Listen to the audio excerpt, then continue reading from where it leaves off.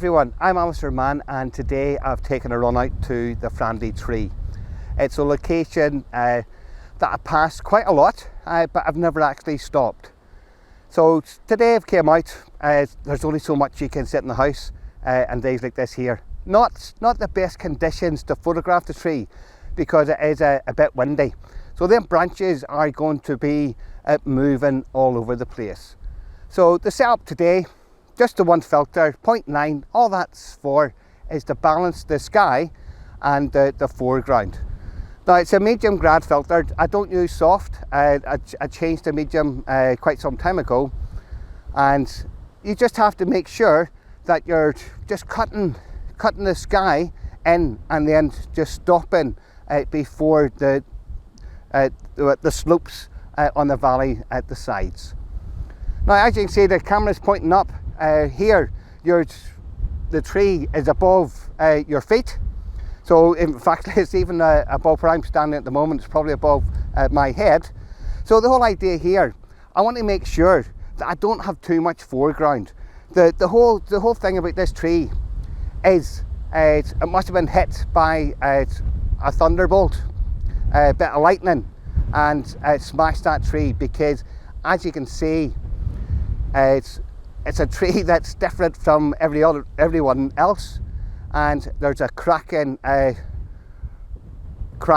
up the tree nearly to the top, and that's what makes this here tree unique. Now as I said, I'm going to take a few shots. I'll be moving down into the ditch as well and to the side, but to me there's only one main shot here, is with the split in the center of the tree. So I'll get these a few shots, move about. Let's have a look. Yeah, I'm liking that there. You know, the good thing about this location, the branches of the trees are nearly above the ground itself, so you're getting the majority of that tree into the sky. That's why I'm only using a little bit of foreground, and that tree is mostly, the branches and that are facing up into the sky. So it's going to get a few more shots, then get back and edit this here particular image. Hopefully the branches haven't moved about too much. Using F9 to try, the main focus is the tree itself. Using F9, if I used F11, there's no chance of freezing the frame. At the moment the shutter speed's 1/40th, ISO 160. I'll be probably moving that up and down to ISO 200, because I want to try and get this here tree as sharp as I can. Now as you can see by the video earlier on today, it was a really windy day. So I've not looked at the images, so I'm going to have a look at the images. Hopefully we've got them branches and the leaves as straight or as crisp as we possibly can. The whole idea of upping the ISO and lowering the f-stop is to give us a chance to make sure that we get the image that we went for. Now I am ultimately looking for a black and white image from today. So what I'll do is get into Photoshop and see what I can come up with. Now I'm going to do a quick edit. These are the images that I was taking earlier on. So I can see, especially with this here was the first image whenever I got there. Nothing spectacular about it, but if we scroll through, you can see that the cloud formations were starting to change. So I was praying that would eventually on this side make like a fan shape. So it's, as the day went on, it got better and better. This year would have been a nice image, however too much white cloud here, so that there put me off. So I can see scrolling through these, I thought I was going to get something worthwhile. So even though once you get into a location, if it isn't happening there and then, give it a little while. You never know what you're going to come up with. I can see with these images, it was near the end of my day, it was then starting to make a big difference there. So I'm going to have a look at these images and see what I can come up with. Out of all the images, I think I'll go for this particular one. So I'm going to open up into Camera Raw. Camera Raw, fantastic, powerful tool. Now, I always make sure that I've got my warning clippings on. So that means that any area that's blown out or it's pure darkness, there's no detail, you're going to be able to see that. Now, I always start from the right hand side. So as you can see, the profile corrector. Now, I was using a 16-35 lens. So Photoshop, very smart. It's worked out that this is straightening that there lens. A little bit of the barrel distortion there. Now it's sharpening. Now I'm going to zoom into the tree. Now we don't want to over sharpen. It's just going to sharpen, and if need be at the very end, I can sharpen again. Okay, so we're happy there.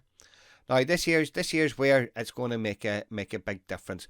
If we zoom in the tree, as you can see from the video, it was windy, and there's nothing out of place.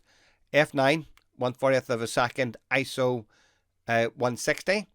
So it does make sense shooting to the conditions so that you get your, if your shot is out of focus, then you don't have a shot to begin with.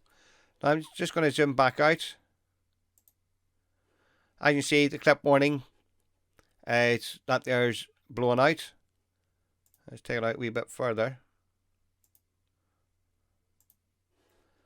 So we're going to correct that there. ACR, Adobe Camera Raw, fantastic, very powerful. Very powerful tool. Not going to change nothing here. Yes, I did say I was going to be black and white, and yes, you could go and do that there. It's not. I'm going to do things slightly different. Now, as shots, it's entirely up to yourself what you want to do here. Now, that auto daylight, I'm liking the daylight because it's bringing out a bit of definition more in the blue bit. So whenever that turns to black and white, that's going to be more prominent. Never really touch the temperature. If you get it right in the camera, then there's less that you need to do. Exposure, quite happy with this exposure. Now the first thing I'm going to do is tone down those highlights. So I can see a little bit here, and I want to make sure, even though I'll be cropping this here image, I want to make sure that there's no blown out parts of the image. Now, what I then do is work with the shadow. So I'm going to pull out a bit more detail. And as you can see, the left-hand side, the sun was coming from the left-hand side. So I can see there's a bit more sunlight on the left-hand side than there is on the right. So a little bit of detail pulled out from the shadows. That's all I needed to do there. Now, contrast. You want to use it very sparingly. It's less is always more. That's the philosophy that I've been ever since I started photography. I learnt the hard way, so less is always more. Now the clarity, if you want a soft image, that's what you would do. Now that there is way, that's just way over the top. So I'm happy with that there. Now, as I said, I'm going to use this here as a black and white image. So all I'm doing here is taking the vibrance and the saturation away. Straightforward. Yes, I've got the Nik software. It's now changed its name. I think it was DxO. However, I still call it Nik. different ways of doing things, and it's always good to try different methods, because you never know why an image is going to be edited until you get it onto your screen. So I'm now more or less happy with this image. Let's dehaze. It's something that I don't use a lot of. I'll leave it at that there. Can always do that in Photoshop later. So the main part of the image is the sky. If the sky wasn't as nice, then yeah, I wouldn't have been too bothered about having a lot of clouds. I would be cropping it there and having the foreground. Foreground, nothing really spectacular about it, but I do like those clouds. So what I'm now going to do is open the image up into Photoshop. Now that we're into Photoshop, I'm going to crop this image first of all, because then I'm going to be working on the parts of the image that needs be. No point working on part of an image if it's not going to be in the image at the end. So let's go to crop. More or less happy with that. I want more. I'm wanting more sky than foreground. So as you can see, rule of thirds. We've got the tree slap bang. The main part of the tree slap bang in the middle of the rule of thirds. So we'll just crop that. Yeah, it's looking fine. Now, what I want to do now then is start going into the dodging and burning part of the image. Now, it's at the moment, yes, the sun was coming in here.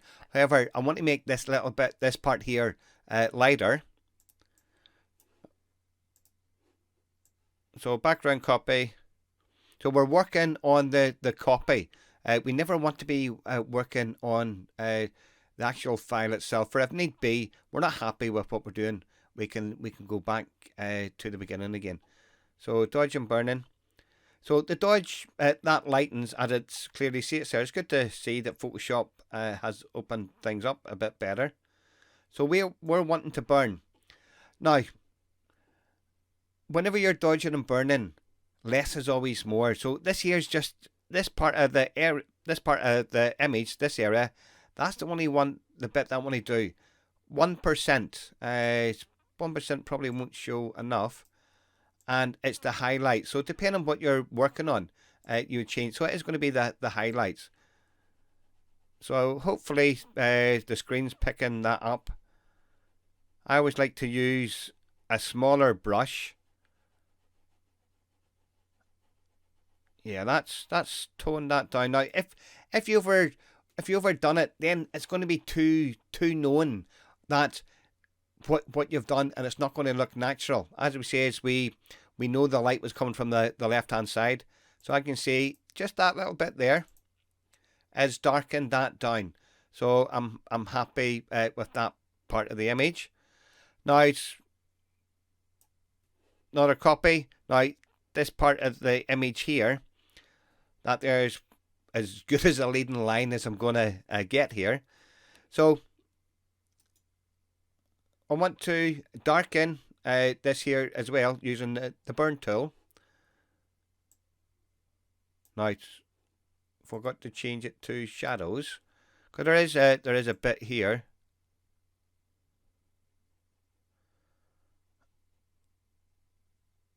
I may have to change it to light as well. And you see, turning it off and on. It's working. And the mid-tones, keeping it 1 or 2%.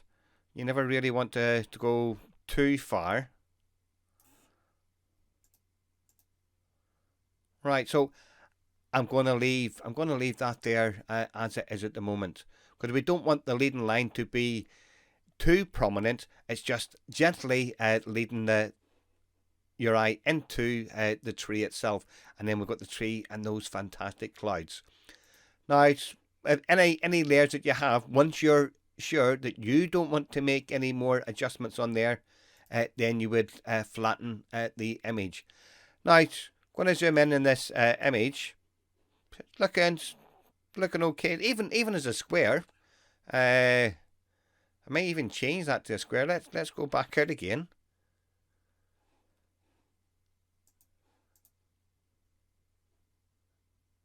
Yeah, it's.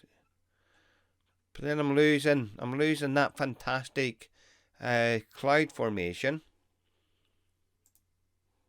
So I'll leave it as it is at the moment. Now in Photoshop, I could carry on making other adjustments, using the next software, things like that there. Now I'm a firm believer of trying different things. I've been using Luminar 2018 for some time now, and it is one fantastic piece of kit. So it's go to software, Skylum software, Luminar 2018. And we're going to load that image into Luminar 2018. The only thing about Luminar is they have changed a little bit for the better, and yes, it is loading faster, so I'm glad to see that. Now, add the filter. Now, what I want to be working on here is the detail enhancer. So I'm going to be bringing out a lot more detail on that tree. Right, so the brush.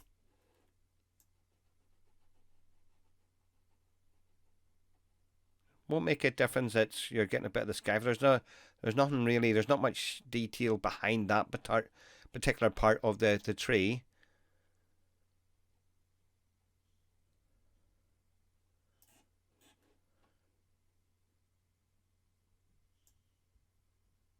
As you can see, the movements.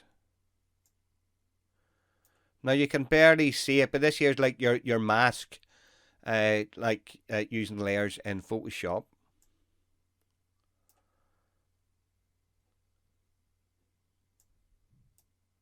So it has brought out more detail. I'm happy with that there. Now, a filter that's basically Luminar 2018. It's all filters, and the Accent AI filter. Just going to have a look at that there. This is one that I generally use a lot, and basically that covers your whole image. As I said, I don't want to have it over sharpened or over anything really.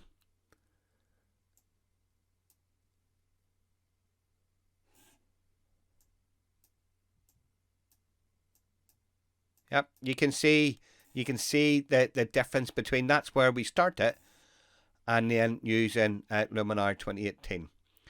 So I'm happy with these changes, and then we'll go back into Photoshop. I'm just going to make sure that what I see in Luminar 2018 is exactly the same in Photoshop, and there is a simple process. Didn't take long at all to edit the image. So if we zoom in there, we've got a lot of detail in the tree. It's the branches, yes, they were moving, but we were able to capture them without any blurred images or any blurred branches. So that there's an image that I'm happy with, considering the conditions. So the main thing is adjust your ISO, your f-stop to suit the conditions. For if something's moving, you can't have too long an exposure, because if it was, yes, you would probably get nice streaky clouds, but then that there tree would have been moving all around the place. Now I'm going to leave this image as it is. And the last thing to mention is thank you for watching. Hopefully you've got something out of that there. And if you enjoyed what I've done, please subscribe to my YouTube channel. Thank you.